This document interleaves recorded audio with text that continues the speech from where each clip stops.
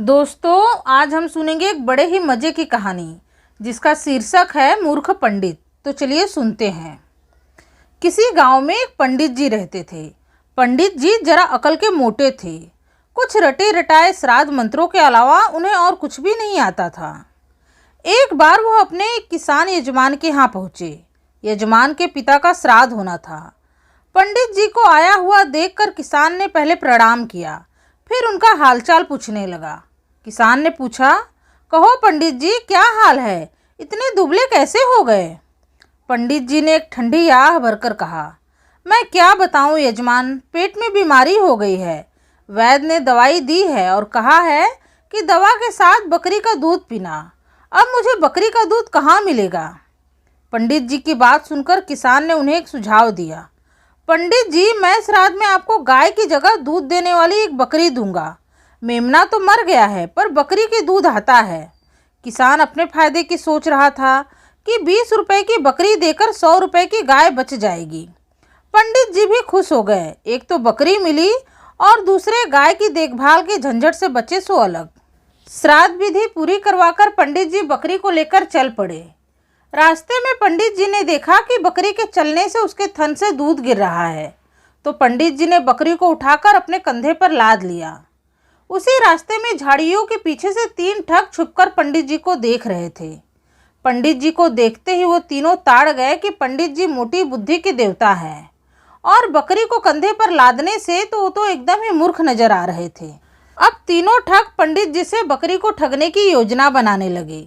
योजना बनाकर वे अलग हो गए और दौड़कर सड़क पर आगे जाकर थोड़ी थोड़ी दूर पर अलग अलग खड़े हो गए। पंडित जी जब पहले ठग के पास गए तो ठग ने पंडित जी को नमस्कार किया और बोला, अरे पंडित जी, आप यह क्या अनर्थ कर रहे हैं? एक पंडित होकर अपने कंधे पर सूअर के बच्चे को लादे हुए हो। छी छी छी।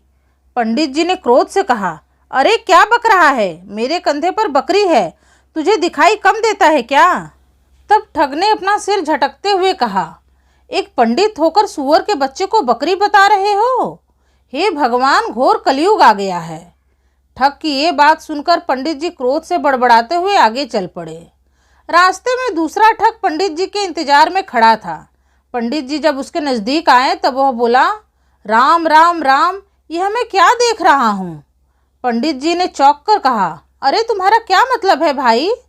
तब ठग ने कहा, तुम एक पंडित होकर भी अपने कंधे पर मरा हुआ बछड़ा लादे जा रहे हो? यह तो शूद्रों का काम है। हे भगवान, धर्म तो रहा ही नहीं अब संसार में। दूसरे ठग की बात सुनकर पंडित जी ने झल्लाते हुए कहा कि एक पीछे अंधा मिला था जो बकरी को सूअर का बच्चा बता रहा था। अब यह एक और मिला है जो बकरी को मरा हुआ बछड़ा कह रहा है। आज पता नहीं कैसा दिन है। तब ठग ने थूकते हुए कहा कि हे पंडित, तू कितने लोगों को बछड़े को बकरी कहकर मूर्ख बनाओगे? मैंने तो जो देखा सो कह दिया। मुझे तो तुम्हें यह नीच काम करते देखकर बड़ा दुख हुआ था, इसीलिए कह दिया, वरना मुझे क्या लेना देना है। जाओ, मरे हुए बछड़े को लादे फिरो। दूसरे ठग की ऐसी बातें सुनकर पंडित जी कुढ़ते हुए और भुनभुनाते हुए अपने रास्ते पर आगे बढ़ चले, लेकिन अब उनका मन अशांत हो गया था। पंडित जी के जाते ही वह ठग मुस्कुराकर झाड़ियों के पीछे जाकर ओझल हो गया। कुछ दूर आगे जाने पर तीसरा ठग भी पंडित जी को मिल गया। उसने पंडित जी को देखते ही नमस्कार किया और बोला, अरे पंडित जी, मैं तो आपका बड़ा आदर करता हूँ। मुझे नहीं पता था कि आप ऐसे काम भी करते हैं। तीसरे ठग की बात सुनकर पंडित जी ने घबराते हुए पूछा, कैसा काम भाई, ये तुम क्या कह रहे हो? तब ठग ने अपना निशाना साधा। अरे पंडित जी, इतना बड़ा अनर्थ कर रहे हो फिर भी भोले बनने का नाटक कर रहे हो। तुम जो गधे को कंधे पर लादे हो, क्या तुम्हें यह शोभा देता है? ठग की बात सुनकर पंडित जी ने चीखते हुए कहा, यह गधा नहीं है मूर्ख, यह तो बकरी है। तुम्हें ठीक से नजर नहीं आता क्या? ठग बोला, पंडित जी, मुझे तो ठीक से नजर आता है, लेकिन लगता है कि आपकी आंखों और आपके अकल पर पर्दा पड़ गया है, जो आपको एक गधे और एक बकरी के बीच फर्क नजर नहीं आ रहा है। खैर, मुझे क्या, मेरे पास आपके साथ सिर फोड़ने का समय नहीं है। इतना कहकर वह ठग अपने रास्ते पर आगे चला गया। तीसरे ठग के चले जाने के बाद अब पंडित जी को चिंता होने लगी। पंडित जी सोचने लगे कि तीनों आदमी झूठ कैसे बोल सकते हैं। आखिर बात क्या है कि यह बकरी किसी को बछड़ा नजर आती है, किसी को गधा और किसी को सूअर का बच्चा, और मुझे तो बकरी नजर आ रही है। उसने बकरी को कंधे पर से उतार कर नीचे रखा। उसे शक हुआ कि यह बकरी जरूर कोई राक्षस है। राक्षस ही ऐसे मायावी होते हैं जो कई रूप बदल सकते हैं। अच्छा ही हुआ कि ठीक समय पर इसकी असलियत का पता चल गया, वरना क्या पता शायद यह अजगर का रूप धारण करके मुझे ही खा जाती।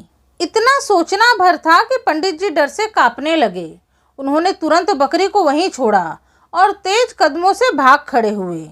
वो तीनों ठग एक पेड़ के पीछे से छिपकर ये सारा नज़ारा देख रहे थे। पंडित जी की इस मूर्खता को देखकर वो तीनों खूब हंसे। पंडित जी के चले जाने के बाद उन तीनों ने बकरी को पकड़ ली और उसे अपने साथ ले गए। दोस्तों, यह छोटी सी कहानी हमें सिखाती है कि हमें दूसरों की बातों पर आंख मूंद कर भरोसा नहीं करना चाहिए, बल्कि अपनी अकल और बुद्धि पर भी भरोसा रखना चाहिए।